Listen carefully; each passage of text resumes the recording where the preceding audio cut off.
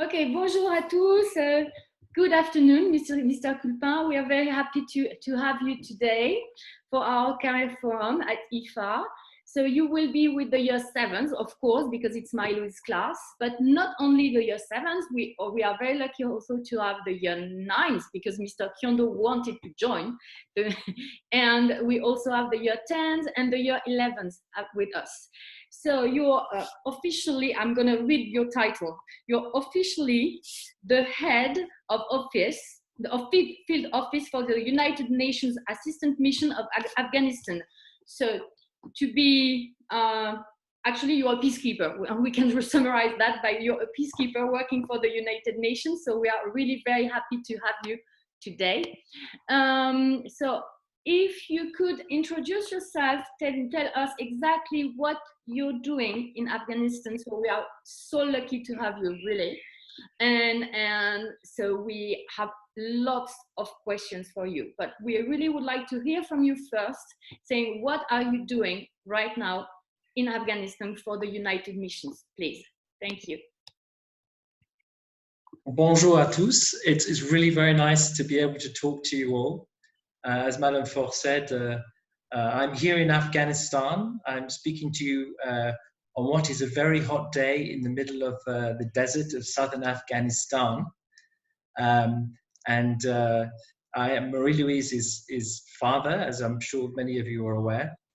And as Madame Faure said, I'm the head of a UN office, a large UN office in southern Afghanistan. Perhaps before I talk a little bit about that, I should just say it's a great pleasure to be able to talk to you all about what I do, because I'm incredibly proud of what I do. It moves me to do what I do. You all, your mummies and your daddies in particular, play a very important role in this organization. All the taxes that you are paying to your governments is also going to the United Nations to help me and my organization do what I do. And you are the future of this organization, which is essentially all about trying to make the world a better place, the kind of place that we all want to live in. So maybe I should just start with a question before I talk a little bit more specifically about my role. Who knows a little bit about the United Nations and what it is? So if you would like to talk, especially the year 10s, because it's part of your curriculum. So please raise your hand and you can talk whenever you want. So the question is, what do you know about the United Nations? Alice? Well, isn't the United Nations a group of countries that sort of they strive together to have peace between them? That's a good answer. Indeed, it is an organization that does try to work very much on peace, and it involves a lot of countries of the world. Any other views on the matter? Joseph? Well, they help countries in need as well, don't they? The countries part of the UN. Exactly. We do that too. So we are an organization that has been growing over the years. We're an organization that is currently 193 countries of the world are members of the organization. It was created, as you might be aware, after the terrible Second World War, which created so much terrible suffering in the world. And many countries immediately after that, in 1945, got together and said, we have to find a better way of living together. We have to find a way of stopping more conflict in the world happening. And so the organization was founded and based in the United States in 1945. And since then, progressively, more and more countries have joined to the point as today, as I said, we have 193. I would say that if you're really interested, it's a really motivational document. Read the founding charter of the United Nations. It says very clearly at the beginning of the document, which you can find on the website, it says, we, the peoples of the United Nations, are determined to save succeeding generations from the scourge of war. That's you guys. to reaffirm faith in the fundamental human rights. So everyone's human rights should be safeguarded, to establish conditions under which justice and respect for all is there.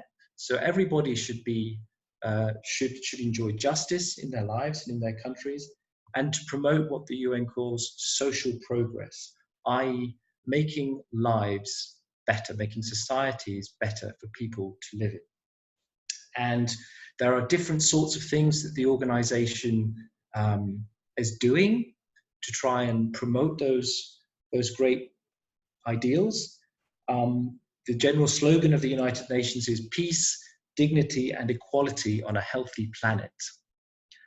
And in that context, I work, as Madame Faure said, for it's not so much a peacekeeper, but I work for a peace operation. And I suppose I try to help keep the peace. That's a very broad term. What I'm trying to do is to create the conditions or the environment in which there is less conflict, less violence, and there is the opportunity to do all the things that we know need to be done in the world and in specific places. So that's having a government that functions, that's having people the opportunity to go to school, that's having hospitals that work, that are present, that's having a police force that functions, many things. I oversee in southern Afghanistan an organization's effort, the United Nations effort, to do all those things under the umbrella of keeping peace. The United Nations is present in many countries of the world. It's present in about 120. In many countries where we are not as fortunate as we are in the United Kingdom or in France to have a functioning government, to have a good standard of living, to be able to take for granted that we go to school. But where there is a really terrible situation, where there is really something horrible going on, then the United Nations often establishes what is referred to as a peace operation. And that decision to establish a peace operation is normally made by a body of countries that sit together in New York, where the organization is founded, called the United Nations Security Council. It has 5 permanent members.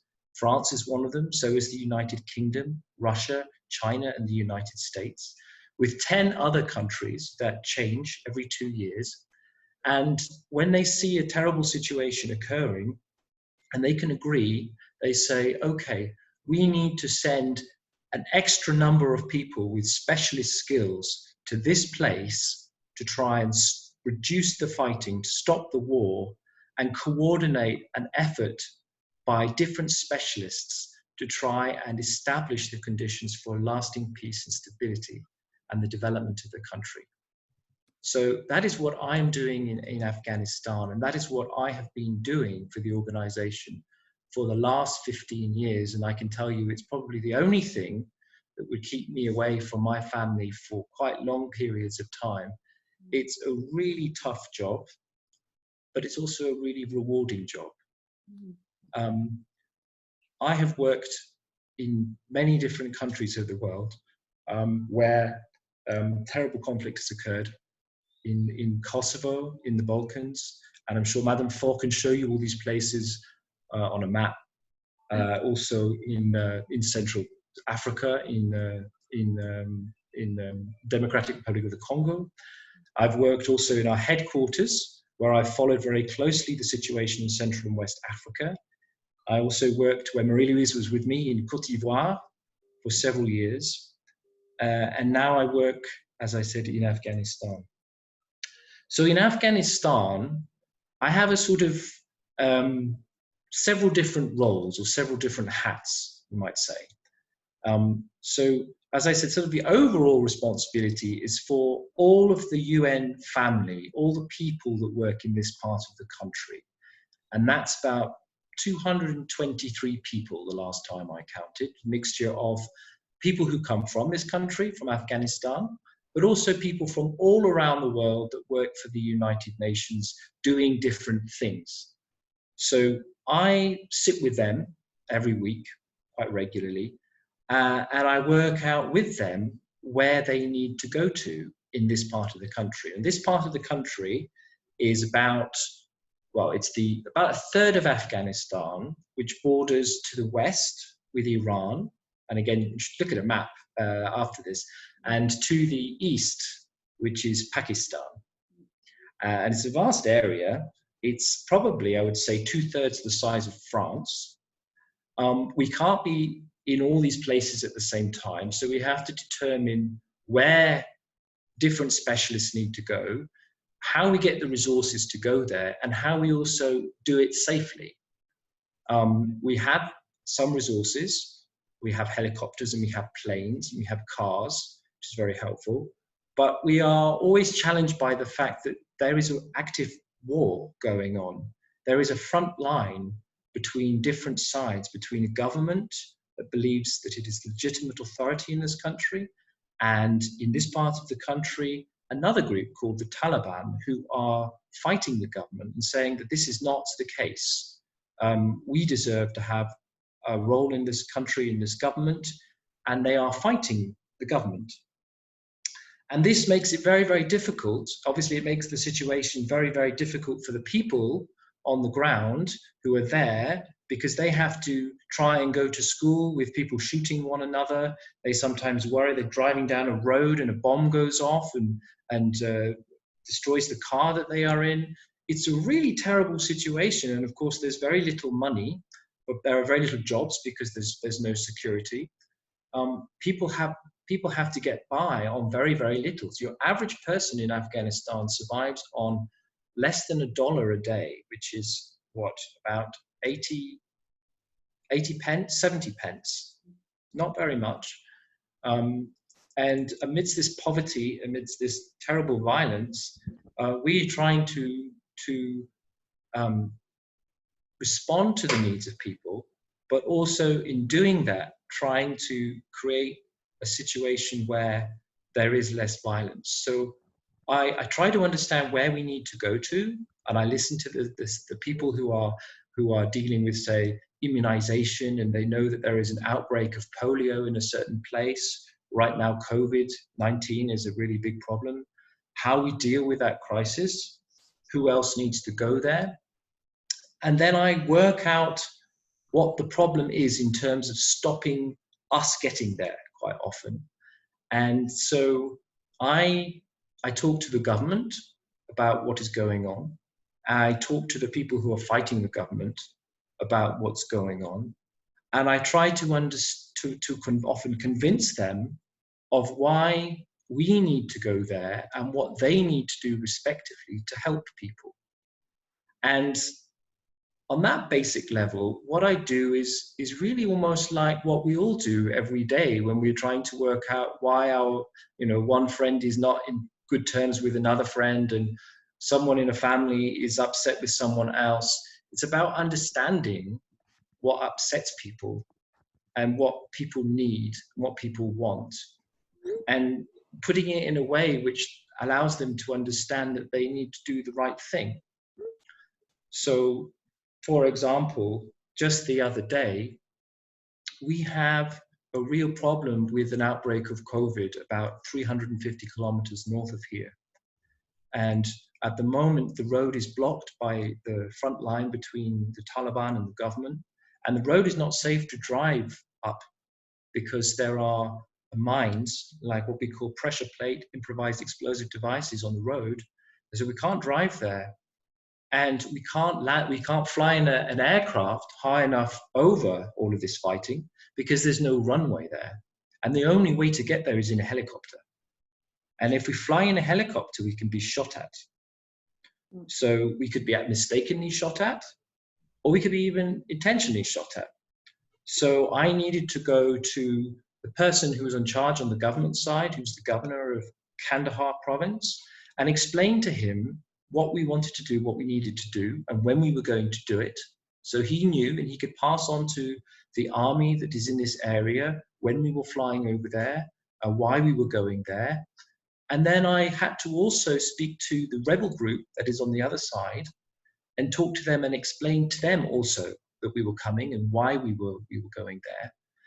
And then I needed to make sure that not only they agree for us to do that, but the people who are fighting on the ground understand that.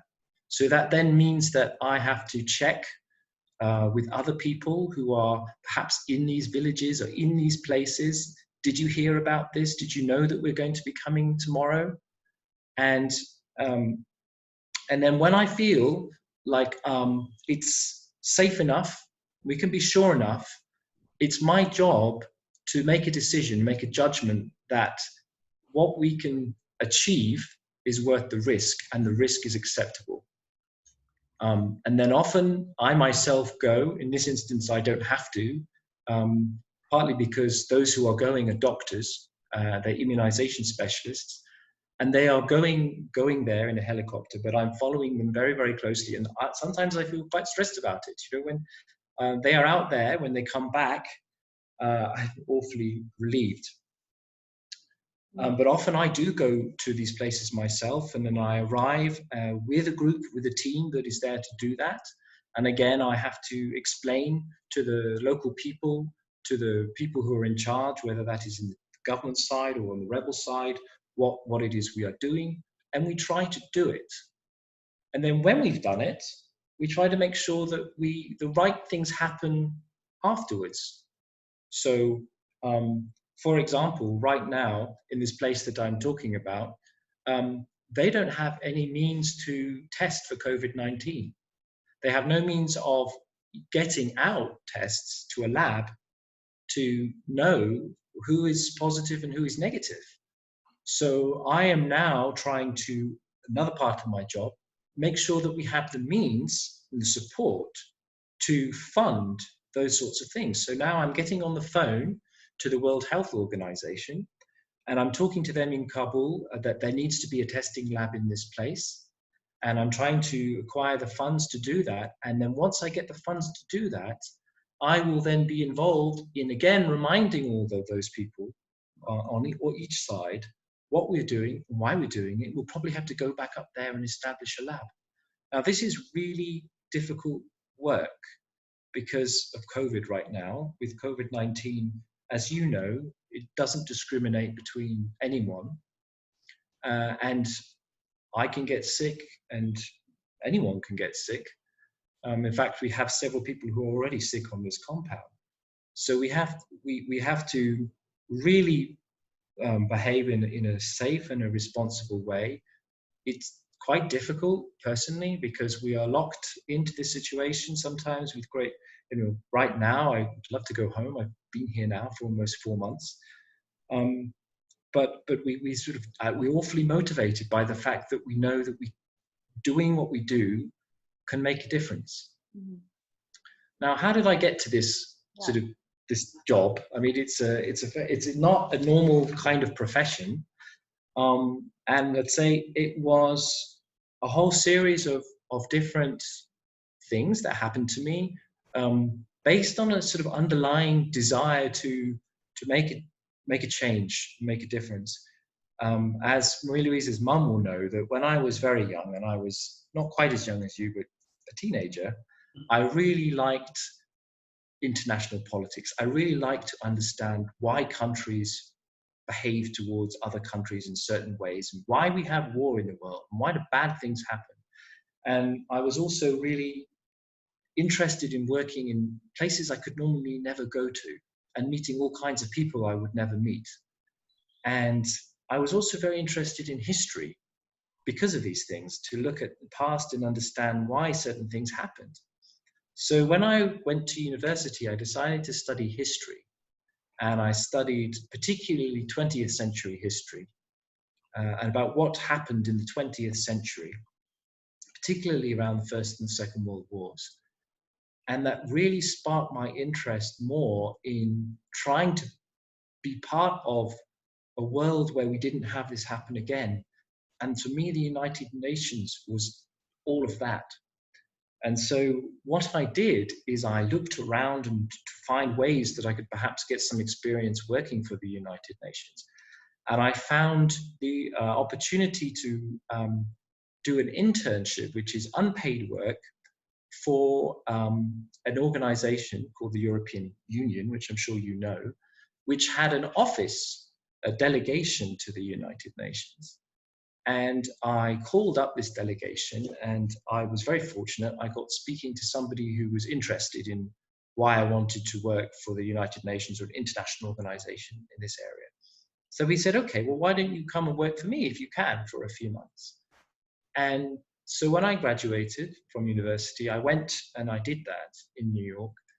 And I was given the responsibility of following what this body, the United Nations Security Council, was doing, what it was thinking about. As it's one of the things that it does is indeed think about security. That's why it's called the Security Council, world security. And it would have people who were in charge of all these peace operations around the world. So that's my boss right now. So we are one of a few offices in Afghanistan, but my boss, who sits in the capital, Kabul, these people were coming to New York, and they were talking about what was going on in these countries where war was going on. And it excited me so much because it seemed to be so real. They didn't just involve places where we had peace operations, but places in the world where there was active conflict going on.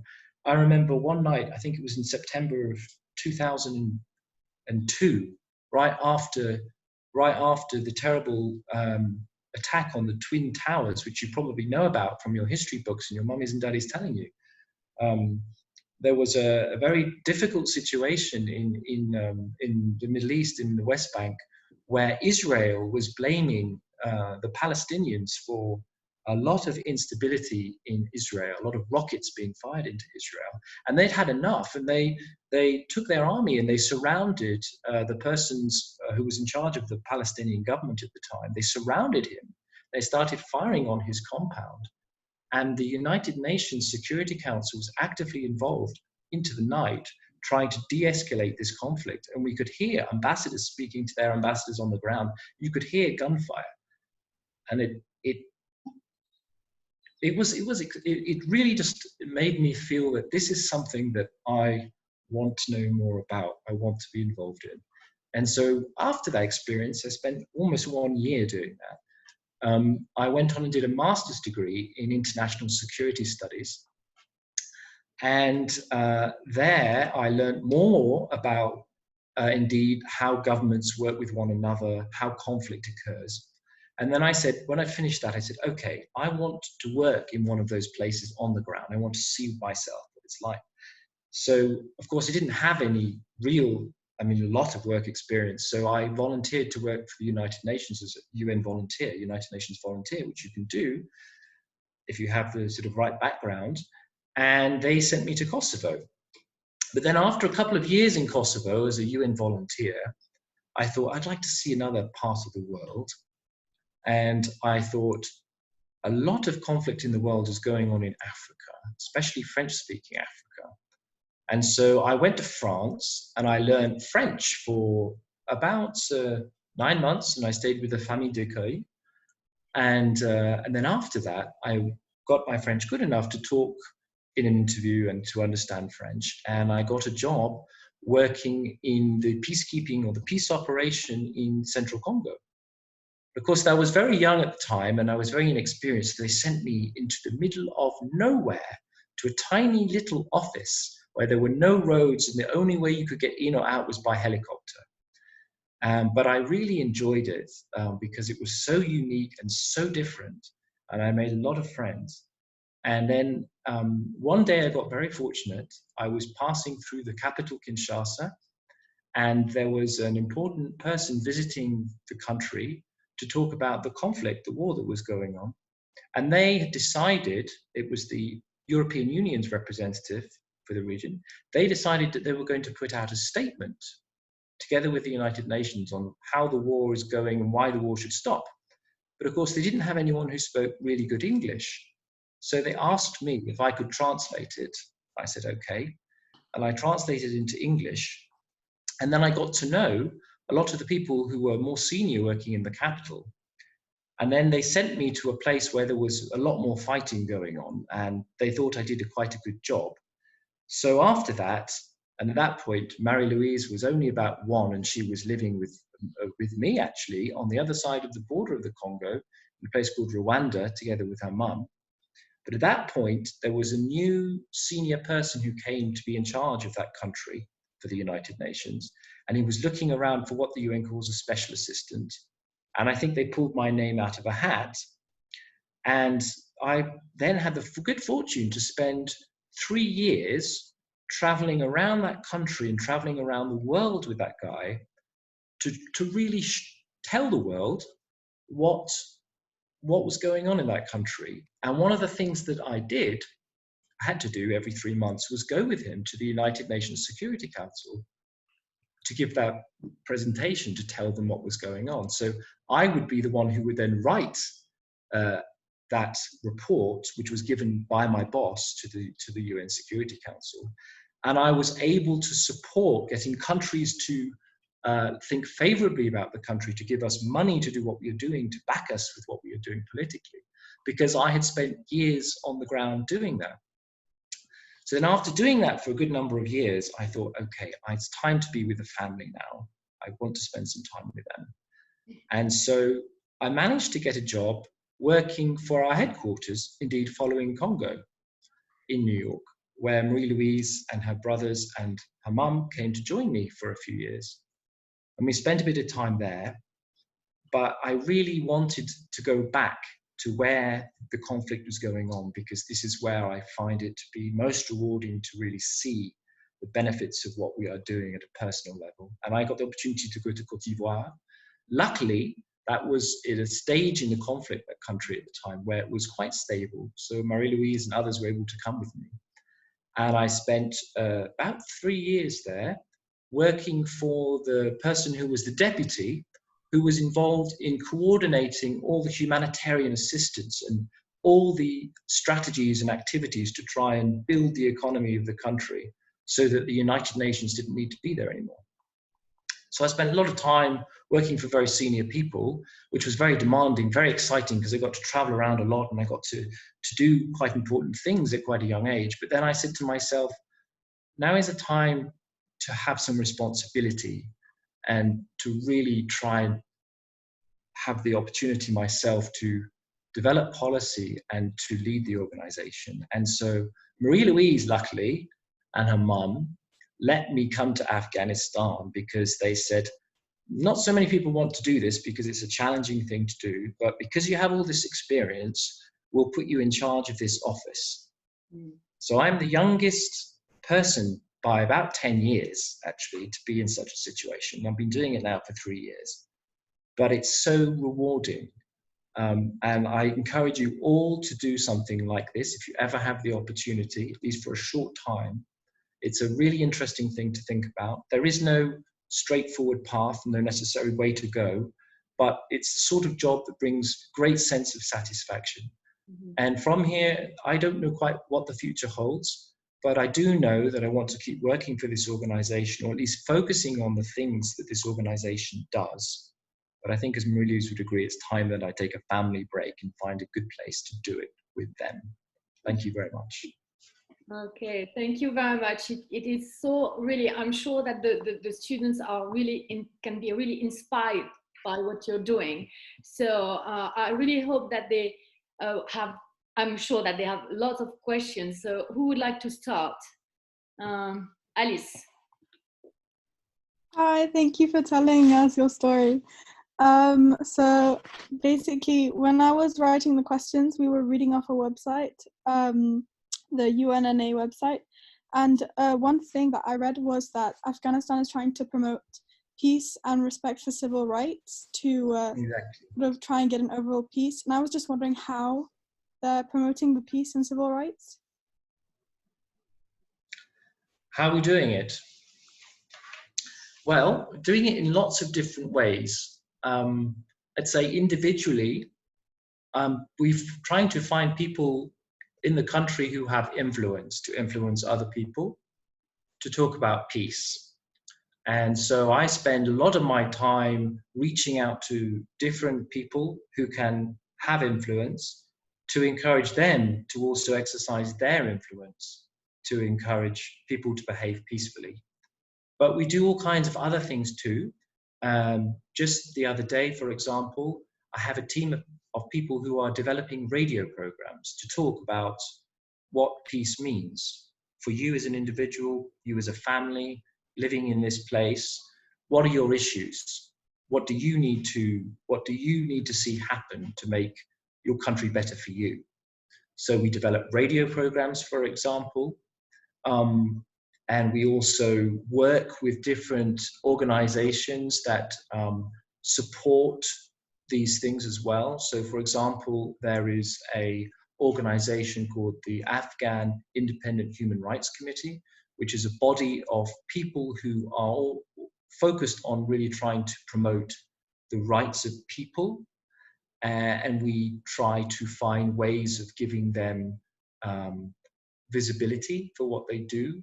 Sometimes we, for example, do public information campaigns. We write stories on our website. We go to universities. We speak to people. We try to bring up in public discourse, in public discussion, these issues that are important, to try and encourage people to think about them seriously and to lead themselves on these issues. We give them resources, and we try to make people who deserve it famous in their own country for doing the right thing. Those are just a few things that we do, but there are a whole lot of other things too. I could probably go on for a while, but maybe I give this the floor for questions, as I know that time is already ticking. Yeah. Thank you. So another question. Raise your hand. Joseph.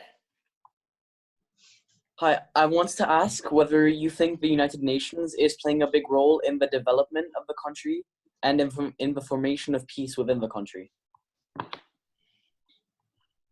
I think we definitely are playing a big role in the sense that whenever you speak to one side or the other that is fighting, they will say, we need the United Nations here. We absolutely can't manage without them. They are truly the only neutral entity or player here that can be an honest broker between us. So in that regard, I think we are. We have been here a very long time, and since as the United Nations peace operation now for almost 20 years, and in that time, this country has changed enormously. That there are now universities, there are now schools which, for example, accept girls.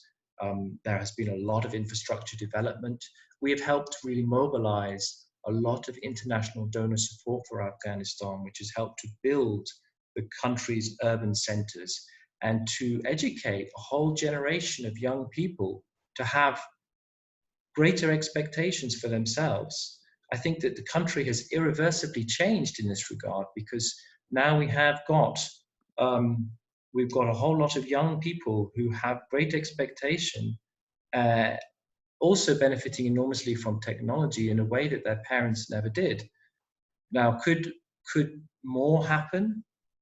Could the UN play an even greater role? Well, yes, it could, if those who are involved intimately in this give the organization that role. At the moment, at this point, there isn't agreement between some of the main countries involved in this conflict, supporting the engagement, to give the UN a role in actually mediating officially between the parties at an international level. That might happen one day, but it's not happening at this moment. But that being said, I think that we cannot not be here, and there are many important things that the United Nations has done over the last 20 years, which I think really help to build a country that is going, let's hope, eventually in the right direction. Okay. Another question. So I think this morning we talked with Inès. who? Inès qui lève la main. Inès. Oui. How is COVID-19 affecting your job? Well, I think I talked a little bit about that. It's affecting it a lot now, because it is such a widespread disease that is spreading so very quickly. we don't know, like in some other countries, we don't know quite how widespread it is, because the government, in particular, that is supporting the testing, cannot do enough tests. But it is we think very widespread in the population, and it's affecting a lot of people. It's meaning that we have to be extra careful, as I said, about how we do our work. It's particularly difficult for the doctors from the World Health Organization and others working for the United Nations humanitarian organizations to keep safe, because they often have to work with people in areas that are densely populated, or even in hospitals where COVID is a real problem. So we've had to look very hard about how we do things in a safe way. Some of that has meant that we have to make sure that we're just being, like you all, very, very diligent about washing our hands and wearing protective clothing if we're around infected people. But it's also now about trying to find creative ways to do things remotely, like you are with your school. So unfortunately, as I said, there are 220 people that work on this compound, but right now there are less than 20 actually in here, because it's too difficult to stop people spreading it and all coming to work at the same time. So we've had to find ways of talking more over the internet and making calls. Radio programs that I mentioned is one other thing that we've been doing, looking at ways of getting a message out without physically being present. But it is really difficult in terms of our work, because much of our work does often rely us to see people physically, especially things like I talked about earlier about, trying to negotiate getting into a place where there's fighting going on. Often that requires trust, and it's difficult to build trust if you are over the internet. So it's really difficult, and it's an ongoing challenge, I have to say, and trying to work out, myself and our organization, frankly, is trying to work out how we keep going, how we remain viable at this moment as an operation. And I don't have completely the answer to that, but unfortunately, it means that increasingly we're going to have to find remote ways of working. Thank you. So I think we have a question about what happened on the 12th of May in Kabul. Oh, yes. Yeah. So who would like to ask it? Kara or Isatu, about what happened on the 12th of May? What happened on the 12th of May? No, you know what happened on the 12th of May, Kara. Just for the other ones who don't know. Oh. A lot happened on the 12th of May in Afghanistan. And so probably what you're referring to is a terrible attack on a maternity ward in a district of Kabul, in which at least 16 mothers and babies lost their lives, which was horrendous. One of the most shocking terrorist incidents I think the world has seen in a very, very long time. Unfortunately, this sort of thing, an attack on a maternity ward is quite novel, but these sorts of terrible atrocities, innocent people, civilians being killed, is not something that is infrequent in Afghanistan. It actually happens every day, but almost every day, but it's in far off places and smaller numbers, but this was particularly atrocious. But the consequence of this is actually very profound for the country at this point, because there is an ongoing effort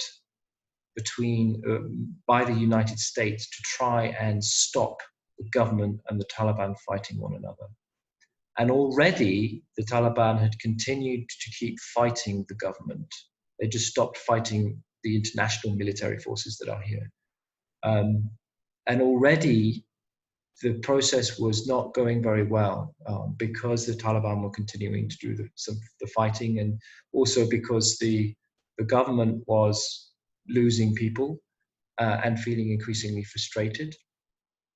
And there were problems also on the government side. They didn't agree amongst themselves about what to do. But this one attack last week created so much anger and upset that the president of the country, President Ghani, publicly said, okay, essentially enough is enough. We're going to start fighting again. I mean, we're going to launch operations. For the last few months, they had tried to avoid doing anything that was going to make the fighting worse by simply just defending themselves, but not attacking anyone. But then since last week, they've started attacking as well. So what we've got now is a situation where the conflict is going up and up and up and up. And it's partly a consequence of the anger that was generated publicly by this terrible atrocity that occurred on the 12th of May in Kabul. And I think the question was also about the fact that you can be put at risk as well. And have you ever felt threatened doing your job? Yeah. I'd say, I mean, it's human nature to, I think, try to put to the back of one's mind the risks that exist, because one has to just get on and do the job that one has to do. Risks are always there, of course. I feel quite fortunate in that I'm surrounded by people and Afghans who have given their lives to trying to build a better country for themselves and their country with the United Nations. These are people I lived with for years now. These are people who I trust. And so I rely on them often to keep me safe. And they're a very good indicator of whether it's safe enough for me to go somewhere. So I will take always one of them who knows the place, who comes from that area, who knows all the people, who can sense whether it's good or whether it's bad. And when it's bad, they will say to me, boss, please, it's not good. Don't go there today. Don't go there this week. Stay away. Mm-hmm. So I am protected by a community of very knowledgeable, very loyal people. So in that regard, I do feel pretty safe. Mm-hmm. And we are also the United Nations, so that does help. We are not the military. We are not here to fight anyone. We are unarmed. We are absolutely neutral. We are here for the betterment of people. Mm-hmm. And that also helps to keep us safe, I believe. Mm-hmm. Thank you. Okay. Has anyone else a question? I'm sure that Isatou or Joseph, or maybe Saron. I think Saron has a question as well. Joseph. I want to ask, what measures does the UN take to communicate or cooperate with groups such as the Taliban? What measures? That's a very good question. Well, we have established mechanisms for talking to them. So at the level of the leadership of our organization, their leadership, we have different groups, different, say, fora for discussing different issues. And those issues are often discussed outside of the country in a place which is more peaceful, where people are not at risk of the risk of the conflict. But at the local level, though, we have also relationships that are more informal in nature, but very useful. And those are generated through years of time speaking to them. And this happens in informal and in discreet ways. Often involves me personally, and as I alluded to earlier, and we have to often explain to everyone what we are doing, particularly the government. So if we're bringing people on the other side into areas that are controlled by the government, explain to the government what we are doing. So as I said, so we have formal mechanisms at the international level, and we have informal mechanisms at the regional level, which is the level that I am operating at, built through years and years of trust and cooperation. Okay. So, Marie-Louise, would you have a question for your dad? It is the perfect occasion for you to ask him anything that usually he doesn't respond. Even the trick. He looks frozen right now. Yes. So it's a good sign, actually. It means that, yeah, you will respond to all our questions. Okay. At the moment, do you still end up traveling a bit to talk to other people? That's a good question. I haven't now for 9 days. And the reason for that is that the COVID is getting now so widespread that it's difficult to do it safely anymore. I had a bit of a scare the other week because I had to go and see the government official who's in charge of Kandahar, province where I'm working. And I, of course, took measures, and I sat 3 meters or 4 meters away from him, even wearing a mask. And then he called me 2 days later, and he said, "So sorry, but I thought I should tell you that I just tested positive for COVID-19." Oh. Yeah.